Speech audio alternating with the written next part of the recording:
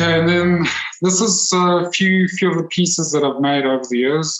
So you'll notice there that I've got everything from, if you have a look at the first ring there, that's a bit of mixed setting where we've got stones that are parve set to the edge, as well as stones that are parve set with an edge. And then the next one is channel set emeralds. That's, I thought, was quite an interesting thing, because setting emeralds is quite difficult. The fact that those have corners on them is also quite difficult to set, because they break for nothing. And channel setting does tend to put quite a lot of pressure on the stones. So that was just to showcase that I can set stuff that's quite brittle, channel set. The next ring there is a micro parve set ring.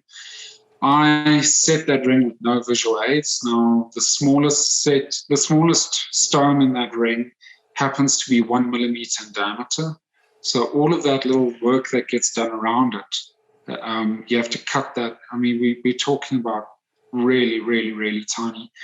I did that all without any visual aid.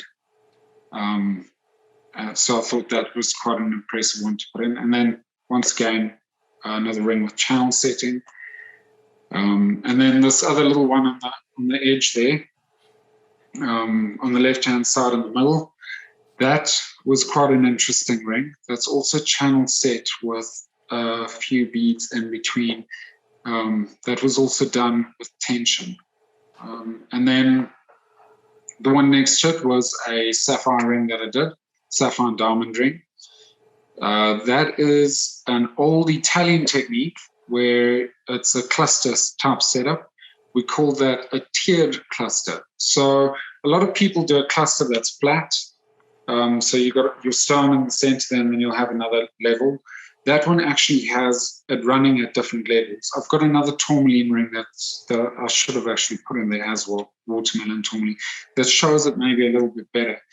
But that's just a nice technique that I thought I'd showcase and show that I can also do claw setting and that. And so it goes. The rest of the stuff is pretty much the same. And then the bottom ones, those are interesting designs. For example, the first design was a lady that came in with a whole array of old jewellery, and she said, I want something made, but I want all of these stones incorporated into one ring, and I want it to be something that nobody else could ever have or does have. And I did that asymmetrical design. And then the rest is just showcasing a few other settings and a few interesting things, like the one right on the left. We actually had to set that stone at an angle. The customer wanted it at an angle, and that I found quite challenging, but I enjoyed that job, because to try and set it and secure it at an angle like that is not really easy, especially if you have to tension it between two bands. And then all of this type of setting that I've done throughout the years, I calculated roughly, I've set probably 2,200 plus tube settings, parve setting in excess of 18,000 stones, claw setting I've done well over 4,000, and channel setting is the least that I've done. I think I've done about 1,000. That's just a rough calculation based on a log that I had, and I did basically beginning, middle, and end, and then I did averages. So that's how I got to those figures.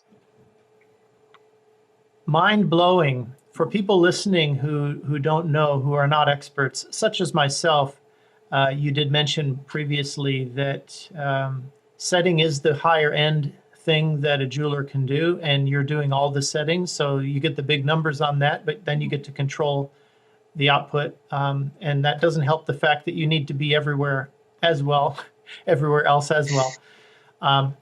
I think an interesting question for people who may not know, and maybe also for people that are quite well versed in all aspects of jewelry.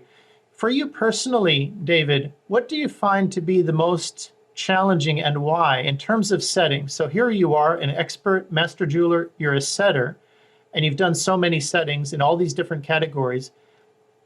What would you say, as far as your personal opinion, what's the hardest things to set and why? Well, two of the stones that I absolutely hate to set are tanzanite, which was that, if you have a look at the bottom images, that one that's set at an angle, that pear-shaped one at the bottom that's set at an angle between the two bands, that is a tanzanite. They don't like to be put under excess pressure. They chip for nothing. You can sometimes not put them in places like ultrasonic cleaners or anything like that, because it can make the stone shatter or chip, especially if there's a bit of tension on that stone. So stones like that always make me sweat a little bit, especially when they're very big, because the bigger they get, the more expensive they are. So I think in the 19 years that I've been setting stones, I've only had 2 issues with tanzanites, and one was an ultrasonic issue. I didn't do anything to the stone. I just pulled it out of the ultrasonic and I noticed that it had a little chip on it, and I freaked out, but we managed to sort that out. We replaced the stone for a customer. I then had that stone recut and I made a stock piece, and it sold relatively quickly. We didn't suffer any losses on that whatsoever. We actually made a profit on that. So that was quite a nice turnaround there. Emeralds, like that yellow gold ring second top image, those emeralds are extremely soft. I won't say that they're soft, they just have a lot of inclusions. And with those inclusions, they can chip or crack, and those tend to give trouble. So it's always stones like that I'm not always happy setting. But there's a few tricks of the trade that you make avoid in the gold. So where the point is, that you're not putting pressure on it and stuff like that. And you learn that with experience.